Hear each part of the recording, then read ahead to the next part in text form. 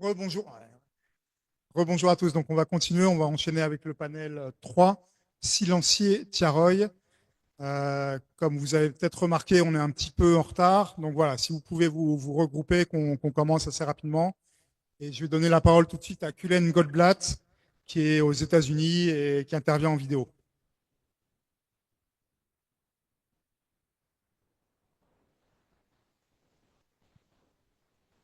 Merci beaucoup. Bonjour à tout le monde. Merci à tout le monde. Assalamu alaikum. Thank you very much for inviting me to present. I only wish I could be with you in person.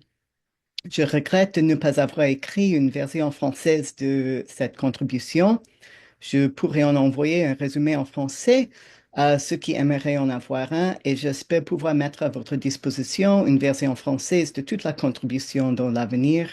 Je serai heureux d'envoyer une copie PDF de mon livre, c'est celui-là, qui est à la base de ce que je dirai aujourd'hui à tous ceux qui voudraient en avoir une. In this talk, which draws on the research for my first book, Beyond Collective Memory, Au-delà de la mémoire collective, I hope to make two main contributions.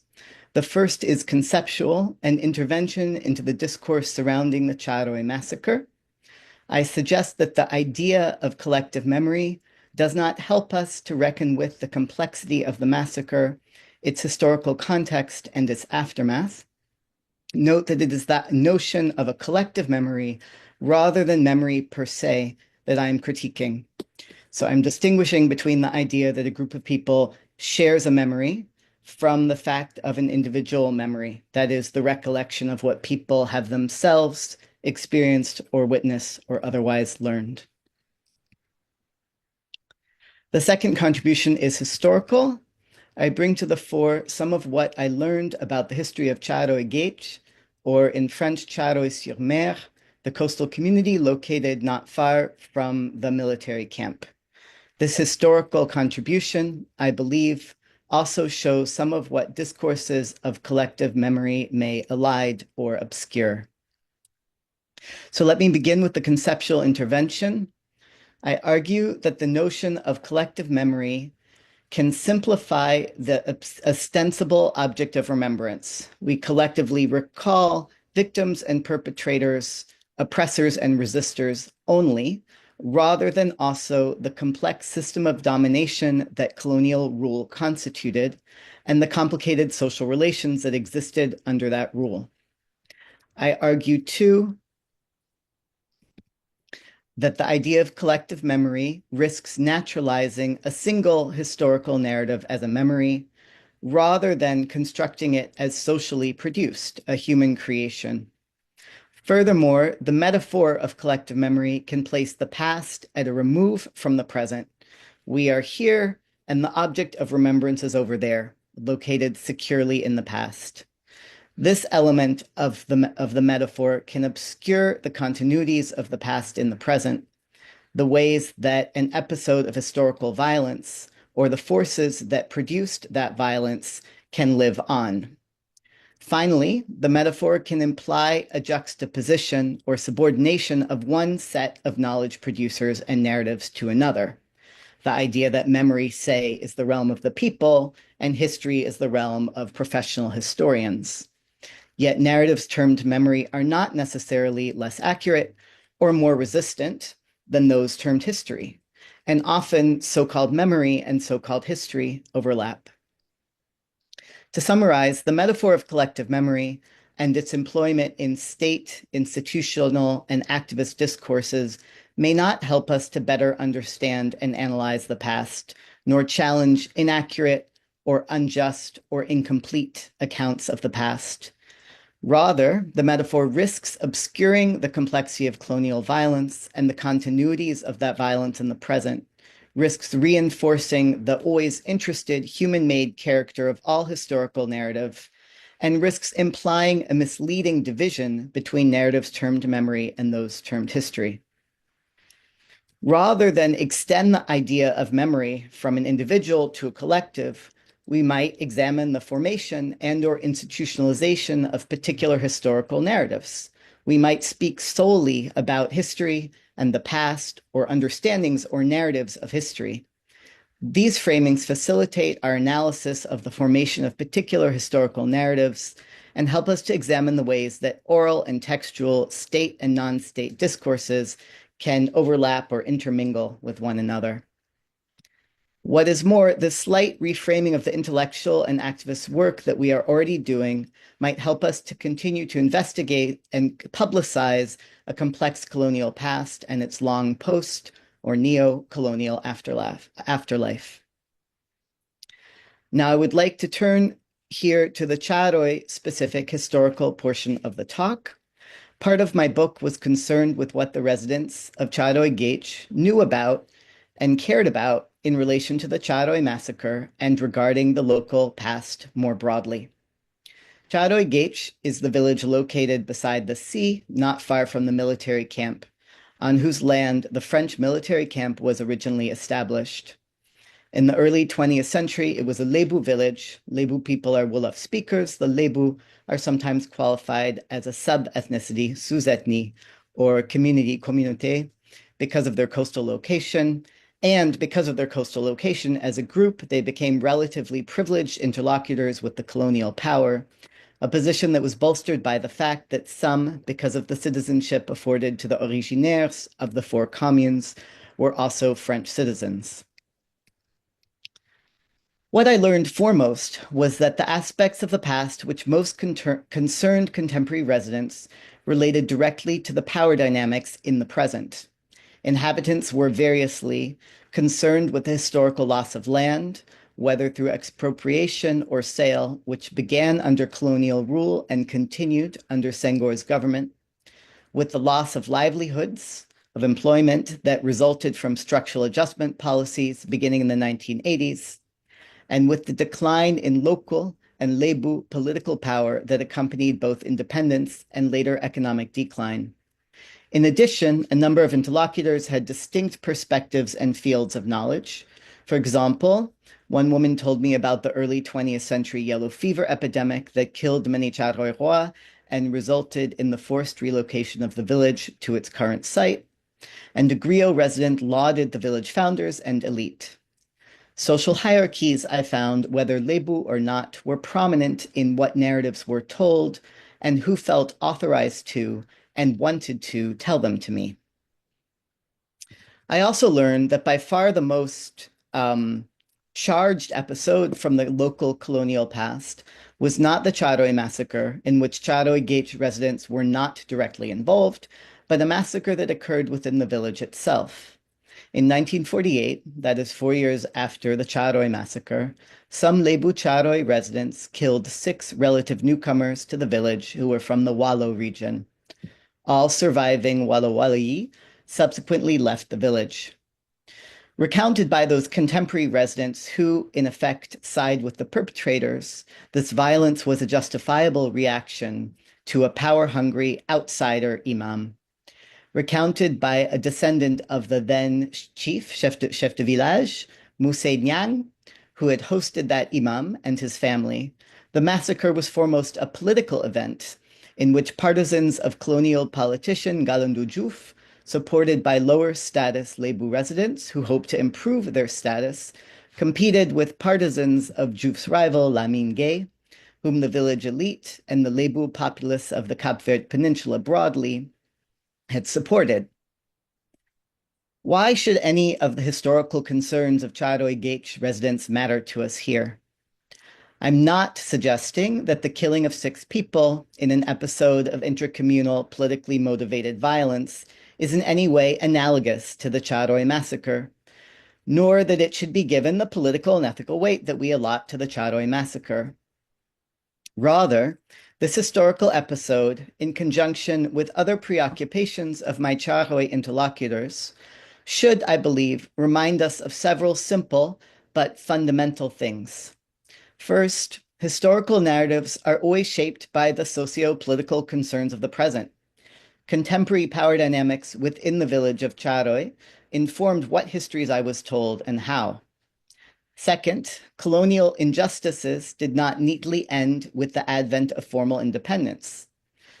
Chahoiwa interlocutors would make clear that a type of injustice or its ramifications in the present still existed, such as the expropriation of land by the colonial and independent states. Third, colonial rule was a structure of domination, one that involved many types and degrees of participation. Far from being only a dyadic encounter between perpetrators and victims or resistors, colonialism, like all systems of domination, demanded participation. While all Africans were racialized and subject to European domination, all did not occupy identical social or political positions in relation to each other or in relation to the ruling, occupying power. African people, therefore, had very different experiences under colonial rule, a system of define and rule, as Ugandan political scientist Mahmoud Mamdani phrases it.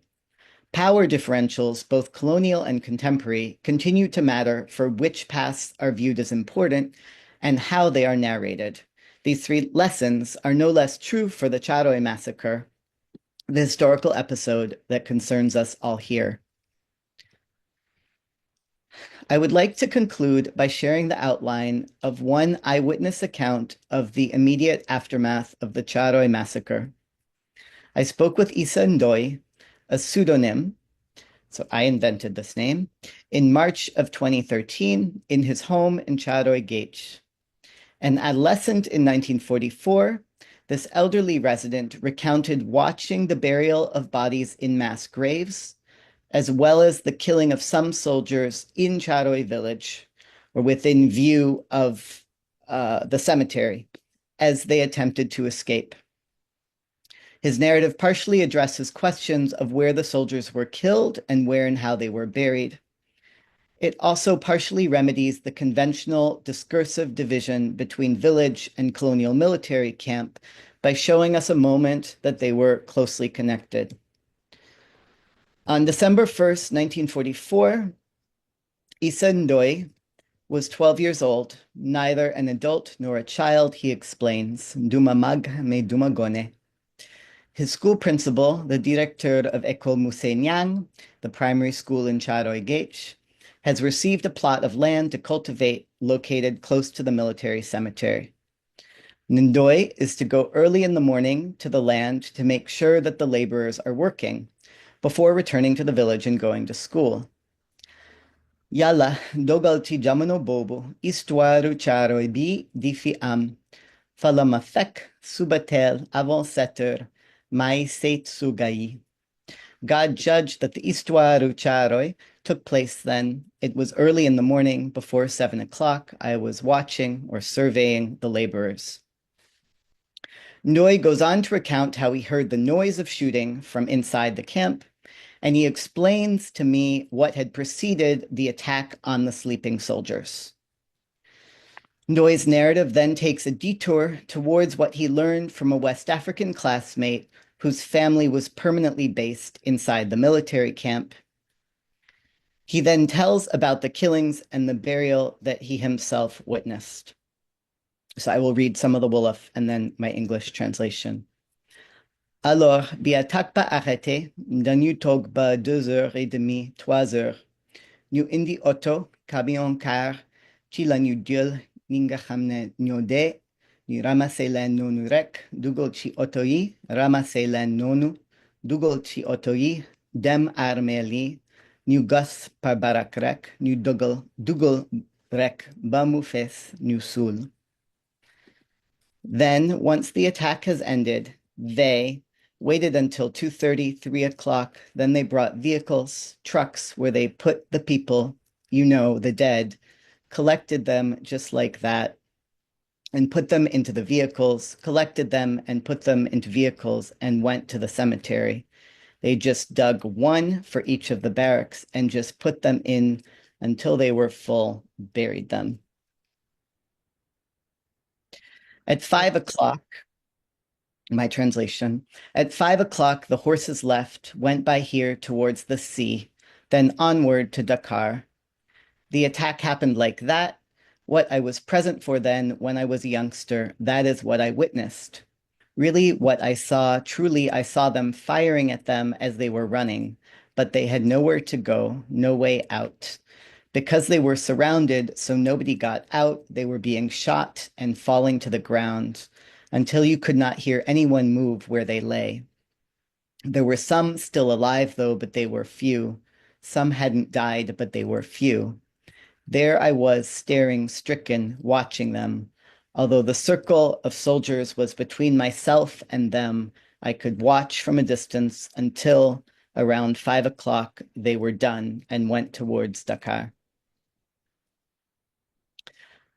When I am most hopeful, I believe that if we move beyond the notion of collective memory, we may be able to further examine the complexity of the colonial past, think more critically about our varied relationships to that past, and also, therefore, be capable of thinking more expansively about the kinds of new research we might embark on and the kinds of non-colonial futures we might imagine. Thank you very much. Merci beaucoup à tout le monde. Merci beaucoup, Kulen. J'ai oublié de préciser que tu étais aussi l'auteur d'un livre structural, Beyond Collective Memory, Structural Complicity, qui traite vraiment de Tiaroy. Je vais passer la parole, je pense que c'est à mon voisin de droite, Adama Alipam, voilà, pour 15 minutes.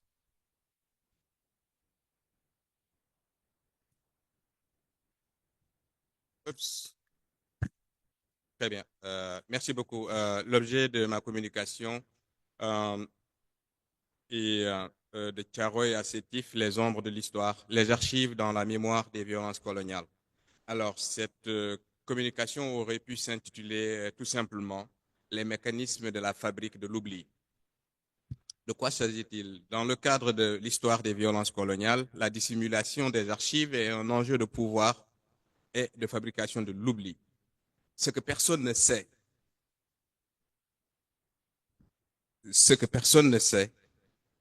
et qui ne laisse pas de traces n'existe pas. Expliquait Italo Svevo. Si pour certains, le temps suffit pour qu'un événement tombe dans l'oubli et qu'on vienne à penser qu'il n'a jamais existé, pour d'autres, au contraire, le souvenir reste vivace et entretenu par des groupes ou des communautés et entraîne une concurrence mémorielle.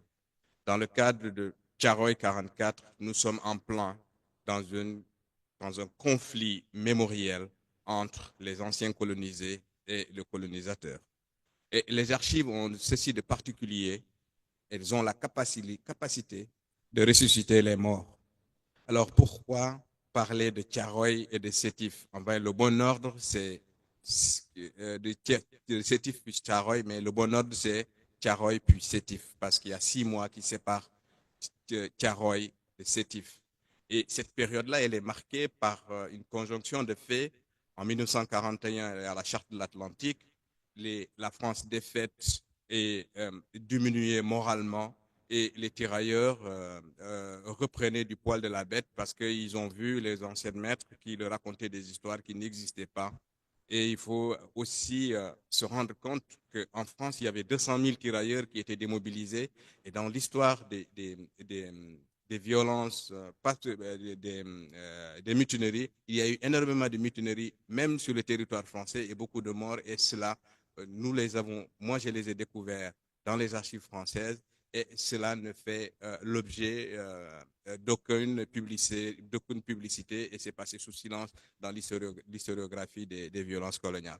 Je ne suis pas un spécialiste d'histoire militaire, mais je suis spécialiste aussi des violences coloniales via le prisme de l'histoire de la médecine et de la santé. J'analyse dans mon travail comment la violence coloniale s'imprime sur les corps et s'imprime sur l'espace. Comment les tirailleurs ont servi de cobayes humains pour la recherche médicale, comment les tirailleurs également ont servi de chair à canon dans les différents chantiers, dans les différents champs de combat. En 1916, au camp de Cournot, les recherches sur le vaccin contre la tuberculose, il y a 916 morts tirailleurs près de Bordeaux. Blaise Diagne va intervenir sur cette question-là. Ça va créer un gros scandale et ça fait partie de nombreuses utilisations du corps du tirailleur dans la recherche médicale. Alors, Tcharoy, Dimbokro, Sétif, Madagascar, le Cameroun, tous ces noms témoignent toujours de la violence coloniale. Alors, moi, j'essaye d'expliquer les mécanismes de la fabrication de l'oubli par des trous d'archives qui sont autant de trous de mémoire voulus, pensés pour préserver l'image de l'ancienne puissance coloniale, justifier leurs actions à travers différentes stratégies. Et parmi ces stratégies, certaines perdurent encore aujourd'hui qui visent à maintenir le contrôle sur le récit historique et de perpétuer une vision idéalisée du passé colonial. Les lois mémorielles de 2005 vantant les bienfaits de la colonisation, le discours de Dakar, tous ces concepts, tous ces discours visent à une seule chose, c'est de mettre une sorte de chape de plomb sur l'histoire coloniale, sur la réalité de l'histoire coloniale. Alors, les spécialistes de l'histoire coloniale savent que les mots ne disent pas toujours ce qu'ils semblent désigner. Quand on parle de pacification dans l'histoire coloniale, ça veut dire quoi? Ça veut dire des massacres, ça veut dire des canonnades, ça veut dire véritablement la loi martiale implacable sur des colonisés. À partir de 1949, la France va signer un accord avec l'Indochine et ils mettent en place un concept des archives de la souveraineté. Ça veut dire quoi, les archives de la souveraineté? La France décide, au moment de se replier de ces colonies, de diviser les archives en deux parties, les archives de la souveraineté et les archives de la gestion. Les archives de la souveraineté, ce sont les archives militaires, les archives politiques et les archives qui traitent du patrimoine. Et toutes ces archives-là ont été rapatriées en métropole et ils n'ont laissé dans les colonies que ce qu'on a appelé les archives de gestion. Ça va être la même chose à Madagascar, ça va être la même chose en Algérie où ils partent avec 7,5 km d'archives, ça va être la même chose en Afrique équatoriale française. Alors, le problème des archives de souveraineté, c'est une fiction. C'est une fiction scientifique qui n'existe pas. Les archives sont considérées comme ayant des liens organiques où on ne peut pas, dans un organisme, en soustraire une partie. On ne peut pas diviser des archives. Alors, les Français, ils vont inventer cette théorie-là pour justifier cette pratique-là. Et dans les mécaniques ou dans les mécanismes de diffusion de la pensée impériale, ces mêmes théories ont été enseignées dans cette même université de Dakar pour former les archivistes africains. Et vous allez voir comment, à partir de Dakar, cette idéologie va se diffuser pour justifier le maintien en France et éviter les réclamations d'archives pour refuser tout simplement la réclamation des archives. On a dit qu'à Dakar, on n'a pas rapatrié des archives. On nous a dit que les archives de l'AOF sont restées à Dakar, mais la réalité est beaucoup plus complexe. Il m'a semblé, et je suis convaincu qu'il y a eu des tris d'archives qui ont été opérés, qui font qu'aujourd'hui, sur Tcharoy, pour retrouver les archives relatives à Tcharoy, il faut aller en France. Quelqu'un a parlé des originaux que Hollande a remis les archives et des copies. Mais les originaux sont partis d'où? Ils sont partis d'ici. Ils sont partis d'ici. Je fais partie de la délégation qui est partie en France pour aller dans 8 villes françaises pour aller interroger les archives. Alors, je vais revenir un peu aussi sur, très rapidement pour ne pas être retenu par le temps, en observant, en lisant un rapport des archives des archives diplomatiques de Nantes, il est dit, en mention qu'en 1967, il a été transféré plus de 560 dossiers et la question qui se posait dans un rapport d'inspection, qu'est-ce qu'il fallait faire des dossiers explosifs? C'est quoi les dossiers explosifs? C'est les dossiers militaires, c'est les dossiers politiques. Et on a dit, est-ce qu'il fallait les envoyer à Nantes ou bien est-ce qu'il fallait les envoyer à Aix-en-Provence? Un autre rapport va nous dire, quelques années plus tard, parmi ces 560 dossiers qui avaient été envoyés, il y en a une partie qui a été victime de l'inondation, qui ont été certainement élagués. Et quand on regarde le répertoire des archives de Nantes, il y a un gros trou, 1944, entre 1944 et 1950. Ce qui veut dire tout simplement qu'il y a eu une sorte de purge en dehors du fait du caviardage des archives, de disparition des archives. Tout cela fait partie de technologie pour imposer l'oubli. Alors, l'Université de Dakar, les archives nationales du Sénégal sont restées sous administration française jusqu'en 1974. Pour vous dire l'importance stratégique que les archives ont dans la maîtrise du récit, dans la fabrication d'un récit impérial au niveau des colonies. Et en 1975, quand le Sénégal reprend la gestion, 75, quand le Sénégal reprend la gestion des archives, une mission des archives de France se déplace à Dakar et le directeur Jean Favier propose à l'État du Sénégal une convention je vais juste conclure, propose une convention de 99 ans pour confier au Sénégal la gestion des archives. Les archives sont au Sénégal, elles ne sont pas françaises, mais dans leur esprit, ce sont des archives françaises. Alors, très rapidement, il y a une destruction systématique des documents, la classification restrictive, la falsification des archives par le caviardage, les statistiques coloniales. Comme tout le monde sait, les statistiques coloniales, il faut les prendre avec réserve, avec pincette. En parlant de Sétif, où ils parlent de 1100 morts, les Américains parlent de 50 000 morts, les Britanniques parlent de 30 000 morts, et je crois que les Égyptiens parlent de 160 000 morts. C'est pareil pour Tiareï. C'est un rapport 1 à 10. À chaque fois qu'ils vous disent 1, c'est 10.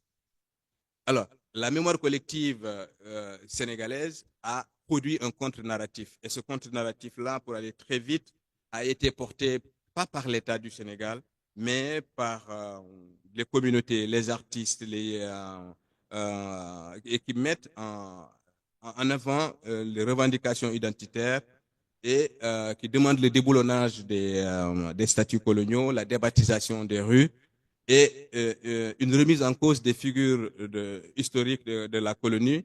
Et le mouvement hip-hop lui-même va remettre en cause jusqu'à la figure de Senghor. Senghor, il disparaît de la littérature revendicative et même dans les graffitis, dans les rues, Senghor disparaît. Il est remplacé par Cheikh Anta Diop, Kwame Nkrumah et même parfois par Marcus Garvey. Alors, pour ne pas trop déborder sur le temps qui m'est imparti, on peut juste retenir que la dissimulation des archives et la difficulté d'accès à ces documents témoignent d'un enjeu de pouvoir dans lequel nous sommes installés. Et c'est en contournant toutes les difficultés posées autour de ces archives-là qu'on arrivera à élucider un peu plus l'histoire des massacres coloniaux, y compris celui de Tiaroy. Merci. Merci beaucoup pour avoir tenu le temps. Je passe la parole à William Robin Desprages.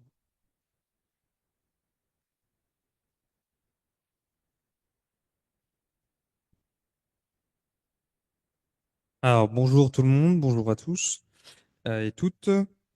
Très content de venir présenter ici à l'Université de Dakar une partie de mes réflexions que j'avais faites en fait quand j'ai été en échange à la FASTEF juste à côté. Donc, je salue les collègues qui m'ont accueilli.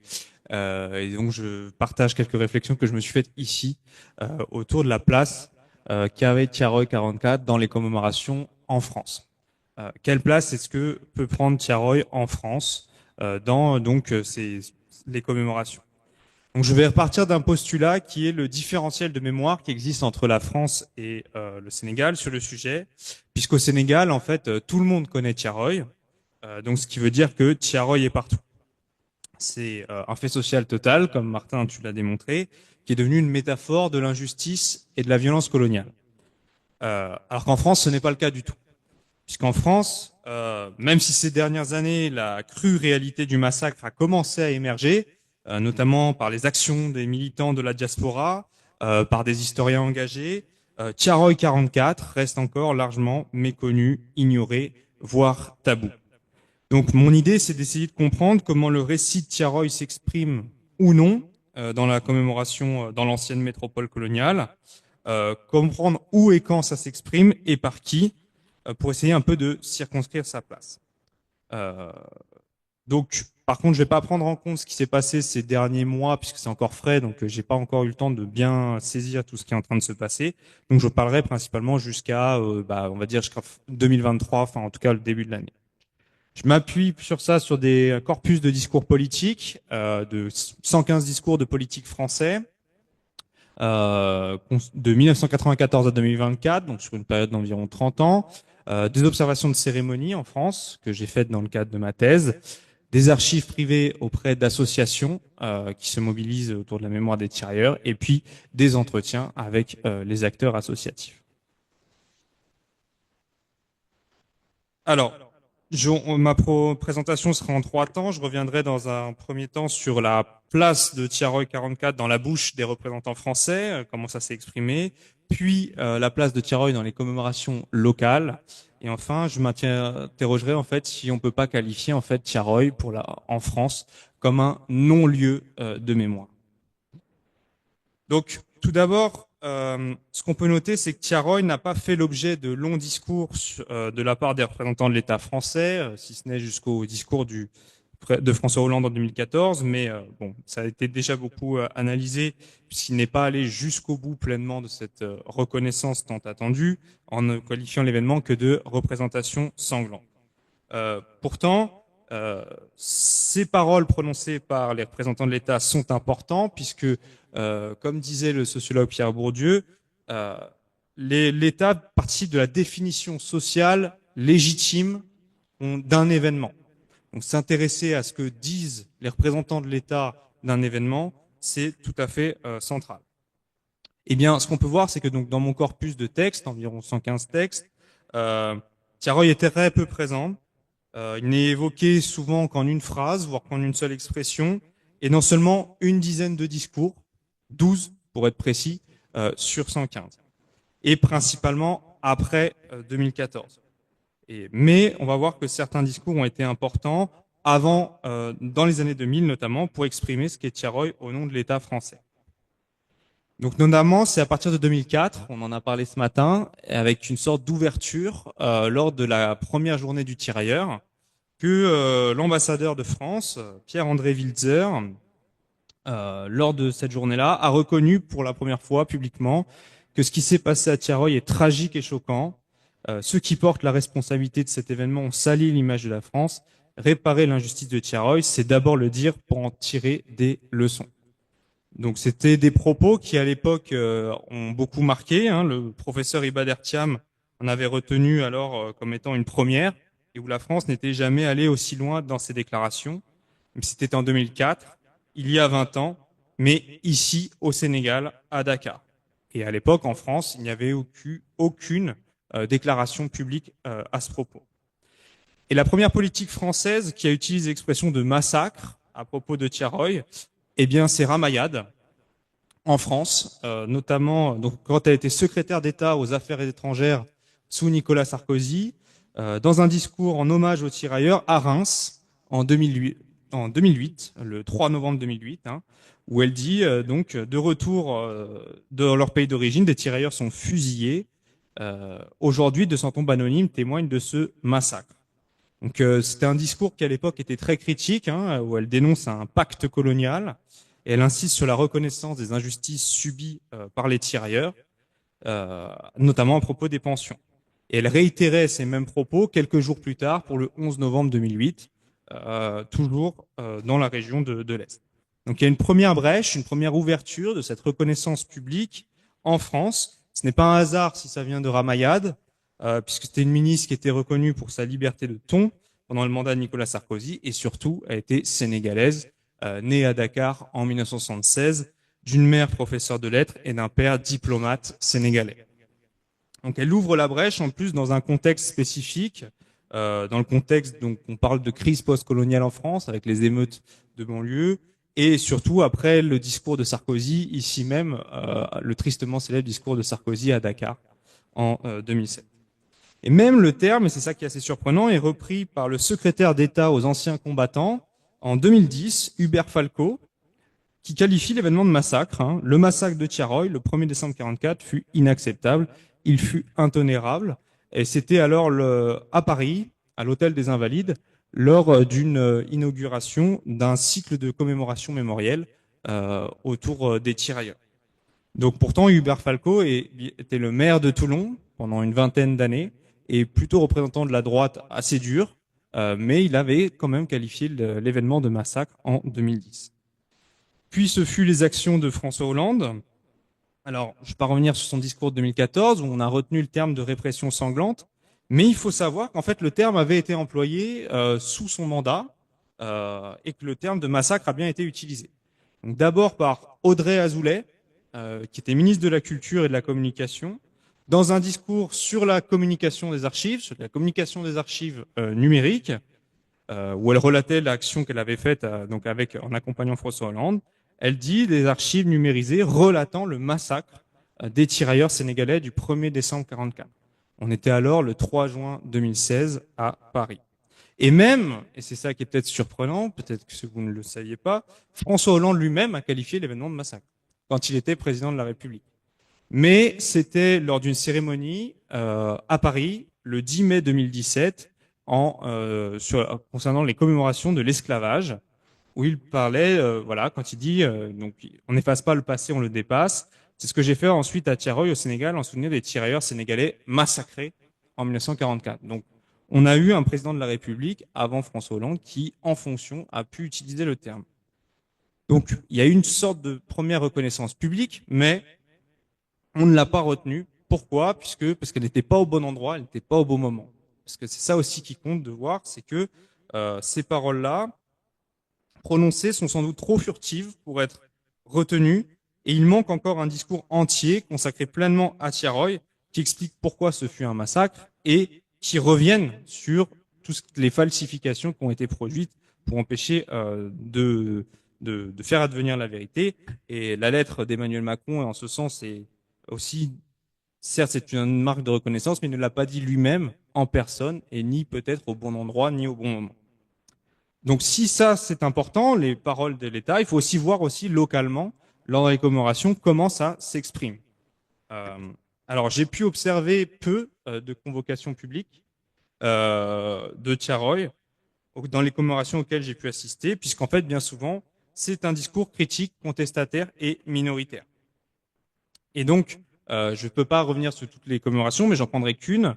Par exemple, à Bordeaux, donc vous avez évoqué le camp du Cournot, où une association qui s'appelle les Travailleurs sénégalais de Bordeaux, qui se mobilise depuis la fin des années 90 là-dessus, lors d'une commémoration en 2007, le 11 novembre 2007, donc organisé la commémoration, et avait voulu projeter le film d'Ousmane Sembène, Camp de Tiaroy, à la suite de la cérémonie, pour faire un débat. Eh bien, selon les archives de l'association, les autorités municipales de la ville n'avaient pas accepté que le film soit produit, craignant, je cite, un certain règlement de compte politique ou événementiel. Donc on voit aussi que c'était difficile, et par la suite, du coup, il n'y a pas eu d'autres projections du film. Et puis, même quand on essaie de dire Tiaroy, eh bien, ça s'exprime pas très bien, ou en tout cas pas bien. Je prendrai juste un exemple avant d'aller très vite vers ma conclusion. L'année dernière, à Paris, il y a eu l'inauguration de la place des tirailleurs sénégalais par Anne Hidalgo, maire de Paris. Et en fait, alors qu'elle a bien parlé de Tiaroy et d'un discours, enfin, en le qualifiant de massacre, eh bien, selon moi, elle fait un lapsus révélateur, puisqu'au moment de prononcer Tiaroy, elle le prononce mal. Et elle dit pas Tiaroy, elle dit Tiaroua. Donc, ce qui, pour moi, est une forme de lapsus assez révélateur, du signe que la Tiaroy en France, soit on a des allusions fugaces, soit c'est censuré, ou alors c'est mal prononcé. Et donc, je m'interroge sur est-ce qu'on peut en parler comme un non-lieu. Et donc là, j'irai très vite là-dessus. L'idée de non-lieu, alors, faut pas la voir dans un sens absolu, mais dans le sens où c'est une situation qui peut évoluer dans le temps. Et je reprends donc notamment la définition d'un anthropologue qui s'appelle Marc Auger, c'est qu'il faut voir lieu et non-lieu ensemble comme des éléments qui nous permettent de mesurer à quel point un élément, un lieu, un événement peut être symbolisé à travers ce couple-là.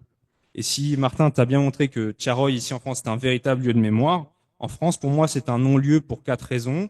Un non-lieu historiographique d'abord, puisque donc il y a toutes les controverses qui font que c'est difficile d'en créer véritablement un programme de recherche spécifique qui crée, dans le sens de Pierre Nora, un lieu de mémoire. C'est un non-lieu au sens géographique aussi, puisque un lieu, c'est aussi lié à un point précis de l'espace. Il faut être capable de préciser, d'avoir la précision d'où se situe l'événement. Or, avec Tiaroy, il y a une impossibilité de localisation. Hein. On ne sait toujours pas où sont précisément les morts. On est toujours dans des hypothèses.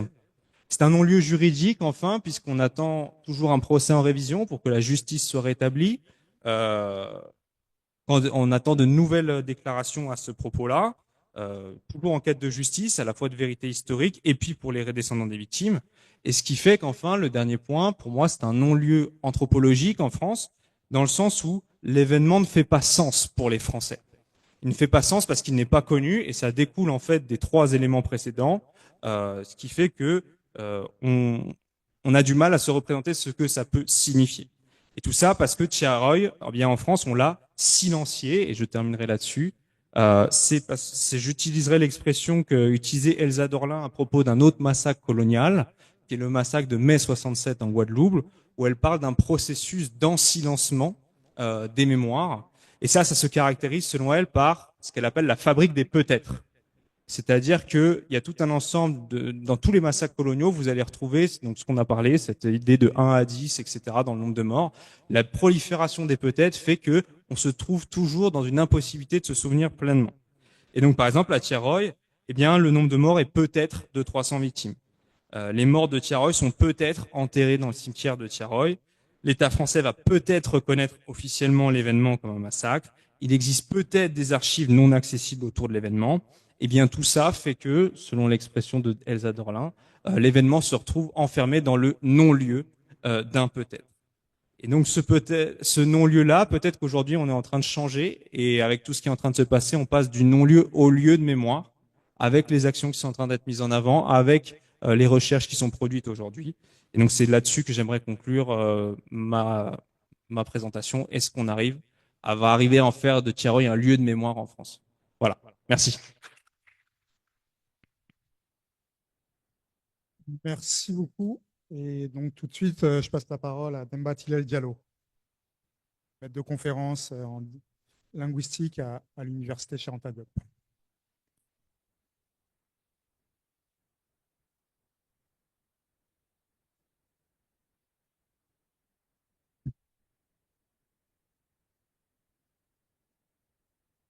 Merci, bonjour tout le monde.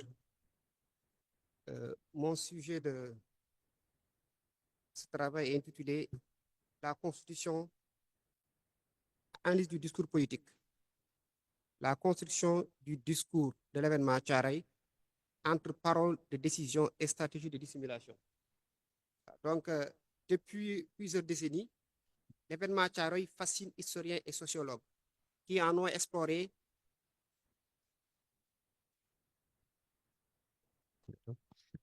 Voilà, je disais depuis plusieurs décennies, l'événement Tiaroy fascine historiens et sociologues qui en ont exploré les dimensions historiques, sociales et mémorielles. Cependant, une approche centrée sur l'analyse du discours politique permet d'enrichir la compréhension de cet événement en examinant comment il est construit, représenté et instrumentalisé à travers la parole. En partageant le même objet d'étude, mais en mobilisant des concepts opératoires différents, notre démarche, c'est-à-dire celle de la linguistique du discours, s'intéresse à la manière dont le langage devient un outil clé dans la transformation de l'événement en discours. Inspiré par les travaux de Sophie Moiran sur les désignants d'événements, notre analyse s'attache à montrer comment l'événement Tiaroy se dissipe dans les institutions politiques. Nous partons de l'hypothèse suivante. Nous supposons que le discours colonial a sciemment orchestré la dissimulation du massacre de Tiaroy, non seulement pour protéger les responsables, mais aussi pour préserver l'ordre colonial. Par ailleurs, cette dissimulation a également éclipsé les efforts de certains acteurs français qui ont tenté de rétablir la vérité, nuançant l'idée d'un Occident entièrement complice. Notre problématique est la suivante. Comment la parole politique, à travers des stratégies de décision et de dissimulation mises en œuvre par les autorités françaises et sénégalaises, cherche-t-elle à impacter la perception publique ainsi que la mémoire collective, tout en révélant les enjeux politiques et mémoriels sous-jacents à cet événement tragique de l'histoire coloniale? Le plan est organisé comme suit. D'abord, il y aura une présentation des faits. Ensuite, on va parler de la parole de décision. Et enfin, on va parler de la dissimulation. Pour les faits, l'événement a longtemps été présenté comme une mutinerie en rébellion ou rébellion armée de ces ex-prisonniers nécessitant une riposte militaire des troupes coloniales. Le bilan officiel fait état de 35 morts, 35 blessés et 35 condamnations. Une répression sanglante a été confirmée par des recherches historiques approfondies qualifiant l'événement de massacre. Enquête officielle et zone d'ombre. Des enquêtes ont été réalisées par des autorités militaires. Aucune enquête parlementaire n'a été menée malgré les demandes d'élus comme Lamine Gueye. Les archives montrent des incohérences, absence de télégrammes et de circulaires cruciales expliquant les droits des rapatriés. Cela renforce les doutes sur la version officielle. Mais il y a eu des travaux quand même de Français qui ont permis de rétablir un peu la vérité, parmi lesquels la démarche historique d'Armel Mabon nous a intéressés. Il y a un travail d'investigation de 15 ans qu'elle a mis au service de cet événement à partir de nombreuses sources.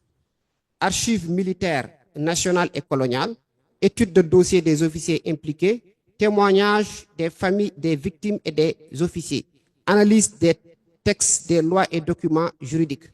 Ces recherches révèlent la conséquence sur les carrières militaires des responsables, mais aussi des manipulations visant à accuser les tirailleurs. Découverte majeure. Des pièces clés, comme une circulaire et des dossiers de victimes obtenus grâce à l'intervention de Jean-Yves Le Drian, ont clarifié certains points. Des rapports britanniques indiquent que des photos prises par des militaires américains pourraient encore fournir des preuves. Voilà ce qui en est des faits. Maintenant, concernant notre analyse, à partir de la parole de décision, il y a 3 éléments à considérer. D'abord, la constatation d'un désordre. À la suite de cette constatation du désordre, il y a la nécessité de rétablir la vérité. Et dans ce même discours, on se donne les moyens par lesquels on va passer pour rétablir la vérité. Et on voit cette formation discursive dans l'événement Thiaroye. Concernant la constatation du désordre, le discours institutionnel colonial, on part du contexte d'insubordination généralisée récusé par les témoignages, les avocats et les militants. Au fil des années, il y a eu quand même l'intervention des présidents français tels que François Hollande, qui a parlé d'une répression sanglante, et Macron de la nécessité de restituer les archives. Concernant la nécessité de résoudre l'émergence des récits de contestation, d'abord le premier qui a marqué, c'est le poème de Senghor, même si par la suite il est resté silencieux. Ensuite, il y a du côté du cinéma le travail d'Ousmane Sembène sur le camp Thiaroye et enfin d'autres comme Boubacar Boris Diop.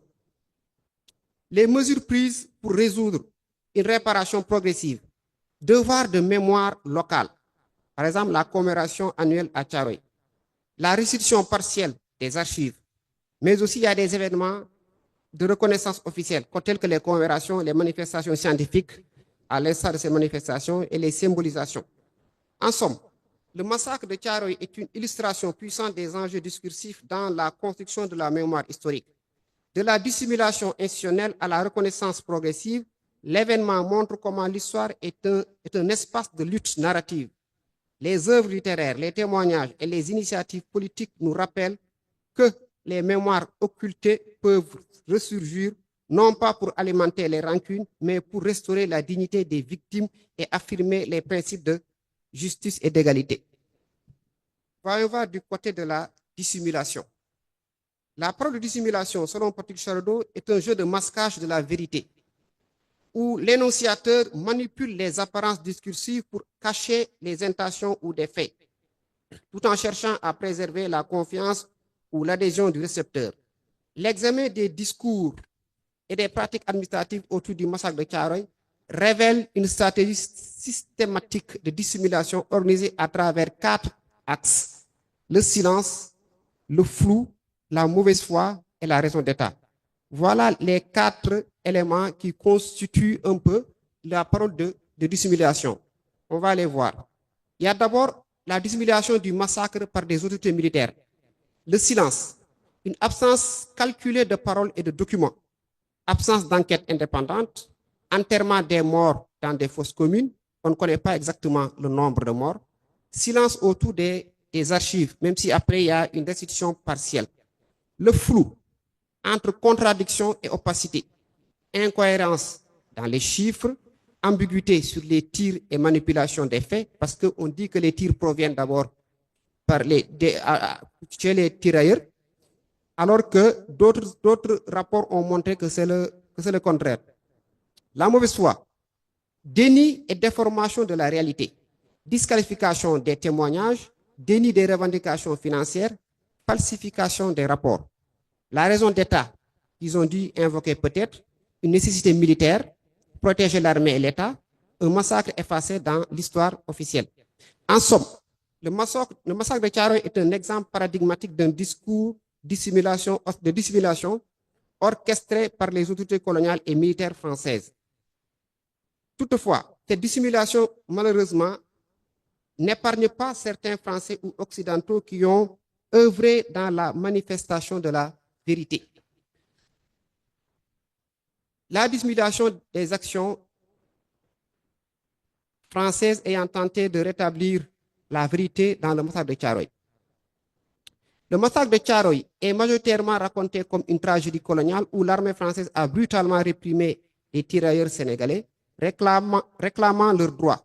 Ce récit essentiel pour dénoncer les violences coloniales tend cependant à minimiser ou passer sous silence les efforts de certains Français pour rétablir la vérité ou contester la version officielle des faits. Cette stratégie narrative centrée sur la dénonciation de l'oppresseur peut parfois oublier ou flouter des gestes occidentaux positifs qui auraient pu nuancer l'interprétation unilatérale d'un Occident macabre. Le silence sur des Français en quête de justice, les archivistes et chercheurs, des alliés oubliés, des figures oubliées dans le système judiciaire, le flou autour des initiatives françaises, des soutiens intellectuels et politiques sous-représentés, la reconnaissance de figures étrangères comme le consul britannique ayant dénoncé les abus. Il y a aussi une focalisation sur la fusillade pour renforcer le pathos.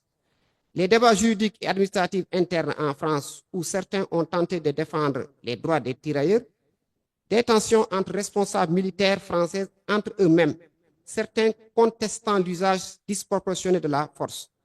En conclusion, dans la mémoire du massacre de Thiaroye, les actions positives de certains Français, archivistes, juristes ou parlementaires, sont souvent reléguées au second plan ou passées sous silence. Ce choix stratégique, centré sur la dénonciation des violences coloniales, est compréhensible dans un contexte de lutte pour la reconnaissance des injustices. Cependant, il limite la complexité historique du récit et omet de reconnaître qu'il existait au sein même du système colonial des voix dissidentes et des acteurs œuvrant pour la vérité. Intégrer ces figures dans le récit ne diminuerait pas la gravité du massacre, mais enrichirait la mémoire collective en mettant en lumière toutes les facettes de cette tragédie. Je vous remercie.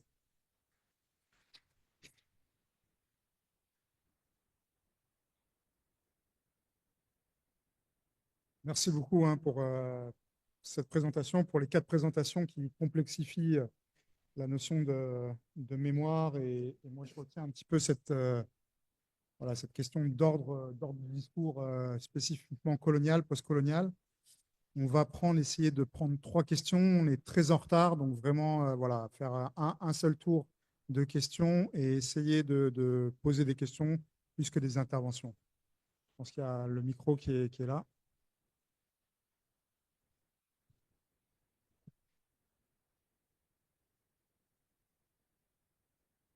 Merci beaucoup.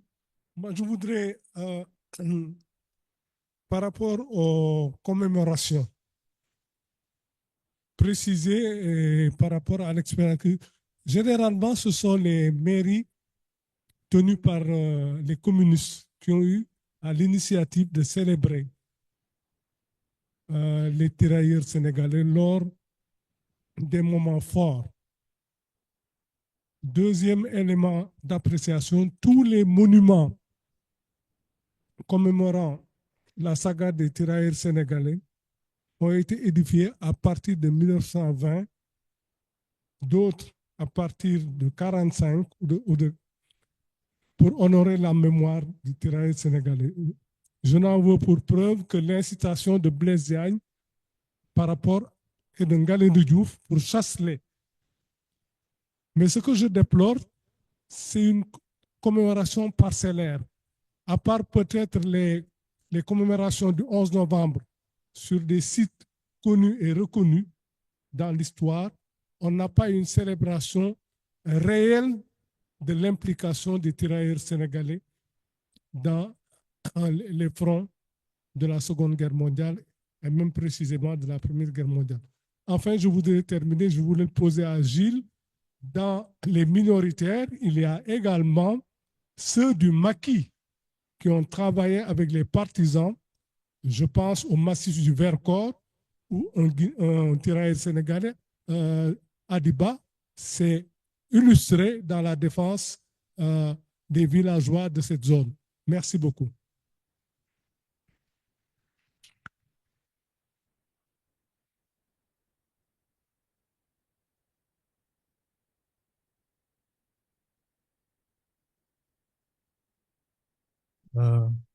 Merci à tous, merci à l'équipe, merci pour le Sénégal, l'Afrique, merci pour la France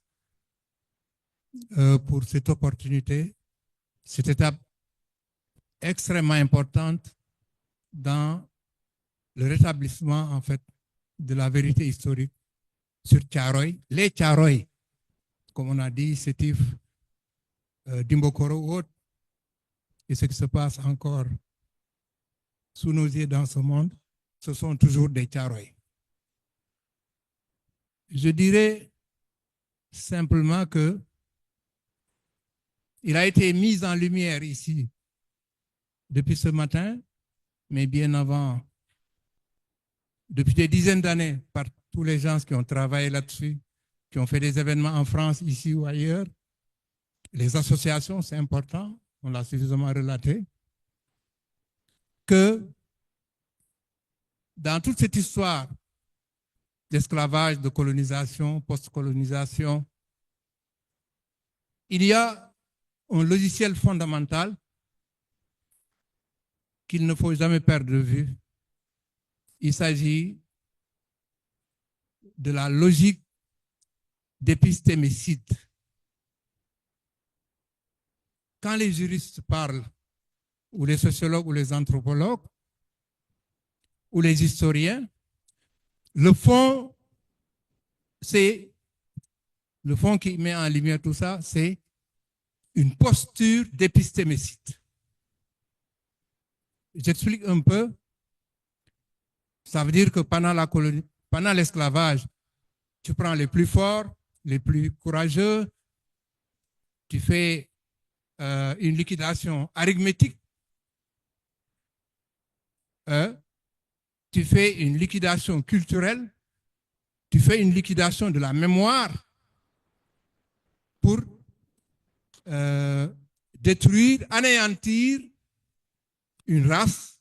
Et là, il y a une épistémicide sur les nègres depuis tout ce qu'on sait, esclavage, colonisation, tout ça. Comme il y a d'autres épistémicides sur les juifs, épistémicides en fait sur d'autres peuples, mais il s'agit bien d'épistémicide. Ça veut dire que ça n'arrive pas seulement sur un cycle avec l'historicité, ça n'arrive pas seulement parce qu'il y a des intérêts dans le système capitaliste en confrontation, parce que l'accumulation du capital est bien antérieure au capitalisme. Nous remontons là très loin, en fait, depuis l'esclavage. Et ça, il faut que l'humanité travaille à s'en débarrasser. L'épistémicide détruit des peuples à partir d'une conscience de classe ou une conscience historique de race. En fait, c'est bien de cela qu'il s'agit. Et l'humanité doit prendre conscience de ça. Toutes les vies sont égales, les cultures et tout ça. Alors, tout ce qui s'est fait, c'est effacer, c'est anesthésier les mémoires. Je vous remercie. Merci beaucoup. Merci beaucoup. Je crois qu'il y avait une question là-bas. Et puis après, je suis désolé, on va arrêter, essayer de passer au panel suivant.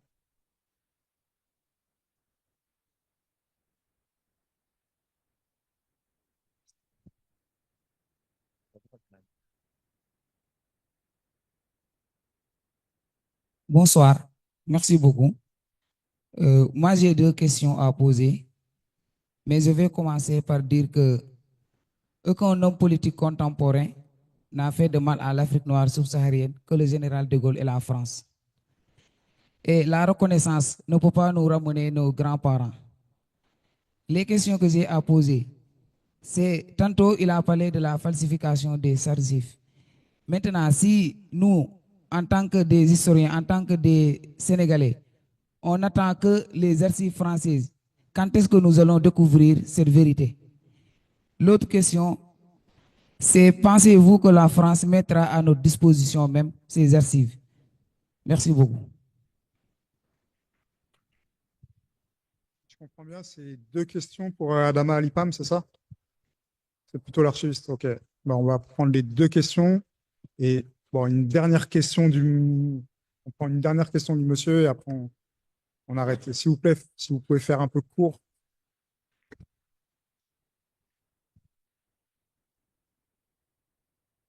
Voilà, merci beaucoup de me donner la parole. J'ai suivi avec beaucoup d'attention et vraiment je remercie les personnes qui ont animé ces panels.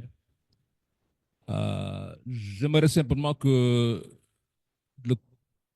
le panéliste qui a parlé des archives revienne un peu parce que je n'ai pas très bien compris, peut-être que j'ai un problème auditif sur l'administration des archives sénégalaises par la France jusqu'en 1974-75. Cette histoire-là, je crois que mérite d'être connue. Mais également, et je vous sais gré également, même si je crois, vous êtes de l'Université de Dakar, d'expliquer comment aussi les universités sénégalaises ont aidé d'une certaine façon à ensevelir cette histoire-là. Je voudrais également remercier le panéliste français qui a parlé, qui nous a rappelé tout le parcours du mot massacre en France depuis 2014. Et c'est vrai que ce différentiel mémoriel entre la France et le Sénégal sur Thiaroye, je pense aussi que c'est compréhensible de certaine façon. La France, je suppose aussi tous les pays, mais enfin, la France a une stratégie assez élaborée de falsifier sa propre histoire, y compris française. Je pense que De Gaulle a été très avisé après la guerre à dire communiste et tout le monde venait, même s'il savait très bien que parmi ceux qui venaient, il y en avait quand même qui avaient trahi la France. Mais d'une certaine façon, je pense que construire le récit français, c'est aussi mettre sous terre beaucoup de choses qui sont passées en France. Je pense que c'est une idéologie totalement compréhensible, y compris dans nos pays également. Et je pense que ceux qui ont lu les premières controverses qu'il y a eu lorsqu'on a sorti le premier tome de l'histoire générale du Sénégal, eh bien, ça a été la controverse et les disputes, parce que les gens ne sont pas toujours d'accord sur l'interprétation. Mais pour faire plus simple et sur votre non-lieu, peut-être que le non-lieu géographique, le non-lieu idéologique, etc., peut-être qu'il faut simplement dire un non-lieu humain. Je pense que du point de vue de la France, c'est un non-lieu humain. Ceux tirailleurs n'existent pas humainement.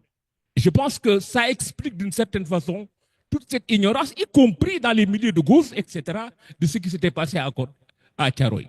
Et je pense que toutes les études qui sont en train d'être faites, bon, moi je ne suis pas historien du tout, hein, je suis un simple citoyen qui m'intéresse à ces questions-là. Et je pense que le travail qui doit être fait, et c'est heureux que vous l'avez dit de façon communicationnelle assez intéressante, le peut-être. Renverser le paradigme du peut-être pour arriver non pas à la vérité, parce que je pense qu'il y aura toujours des doutes quelque part, mais le problème d'un massacre comme Tcharoy, c'est que même si c'était une seule personne, c'est la cause qui importe. Que ça soit 300 ou 1000, peu importe.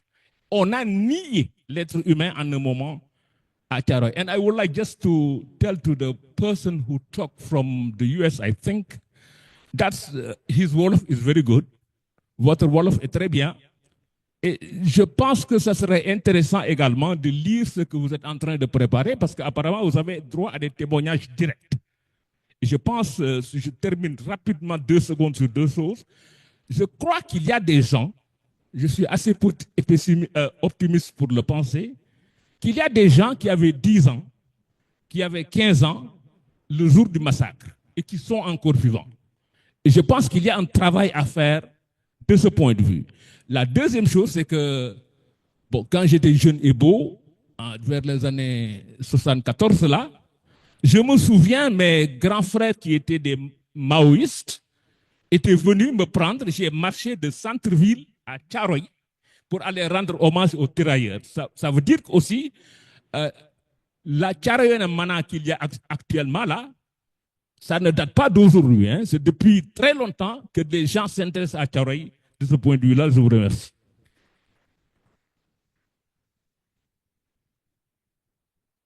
Merci beaucoup. Donc, je passe la parole juste aux panélistes pour qu'ils répondent en 5 secondes chacun. On me fait des grands signes derrière. Il y a un autre panel. On est presque à 18h30. Voilà. Bassène veut parler ou pas?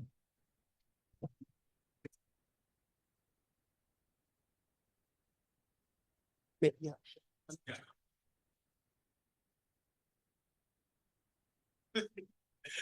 I mean, to move. Yeah, Cullen, illusion or collective memory. My question was to understand, is it something during your research? Are you talking about omission or are you seeing something we can merge in the collective memory or in the Senegalese memory? So is it something that we can merge or is it something that, are you talking about omission or merging memories? Thank you.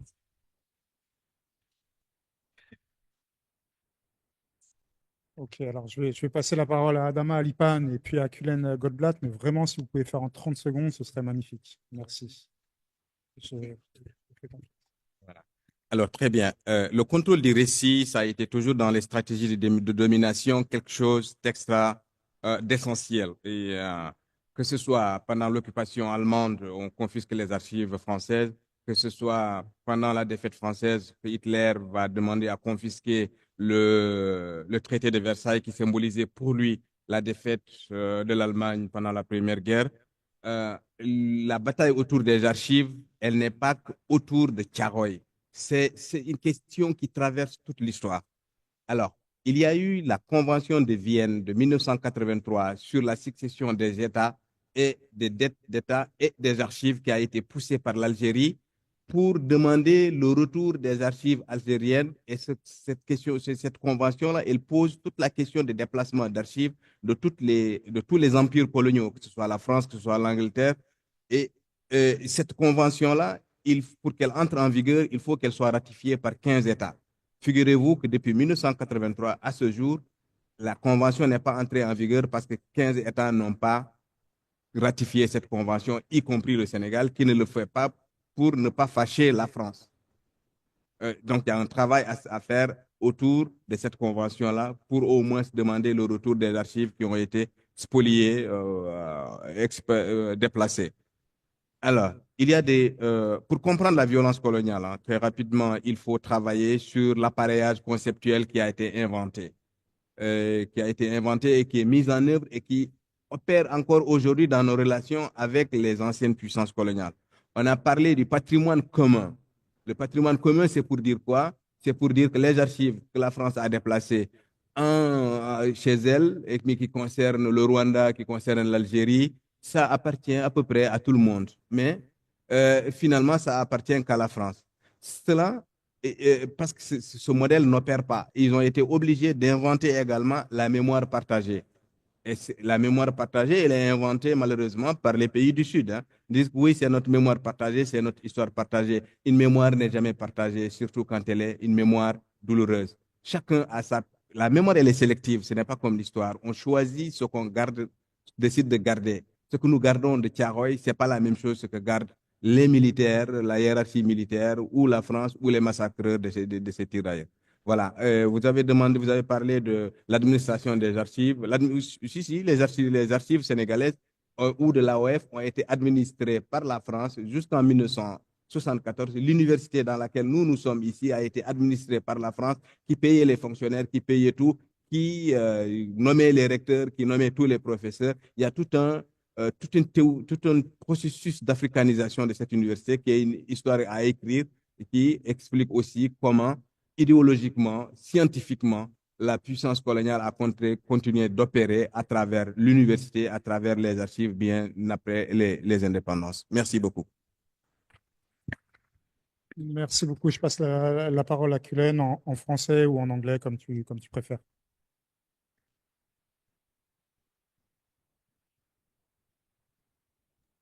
Merci beaucoup pour les questions. Par rapport avec la première question, je suis complètement d'accord que j'imagine qu'il existe encore des personnes âgées qui avaient 10 ans ou 15 ans à l'époque et qui pouvaient nous relater ce qu'ils ont écouté, peut-être ce qu'ils ont vu. Cette personne dont j'ai parlé, Issa Ndoye, il avait 12 ans en 1944.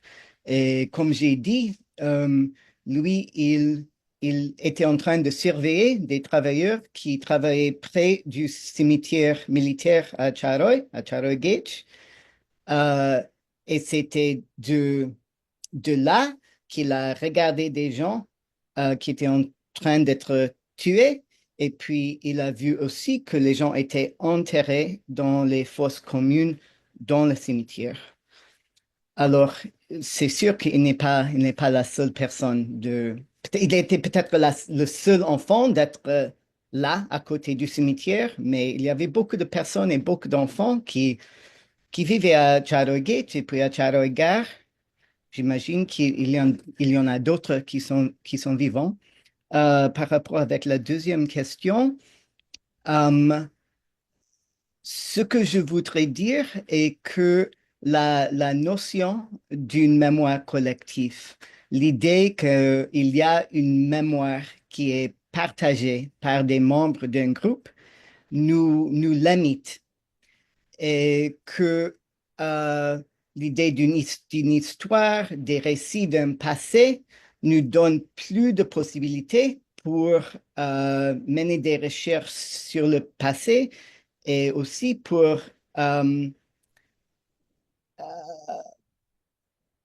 penser du présent. Alors, j'ai pensé par exemple quand il y avait des références à Omar Blondin Diop et aussi au centenaire, à la répression des manifestations de 1963. Ce sont des exemples de la violence étatique postcoloniale. Et si on dit qu'il y a une mémoire collective de Charoy, peut-être on pense seulement à cet événement et à la violence coloniale, sans penser aussi aux violences postcoloniales et sans nous demander que sont les liens entre des violences de l'époque coloniale et des violences dans l'époque postcoloniale. Et la répression des informations sur un événement pendant l'époque coloniale et puis la répression postcoloniale. Merci beaucoup. Merci à tous les quatre pour ce panel très riche.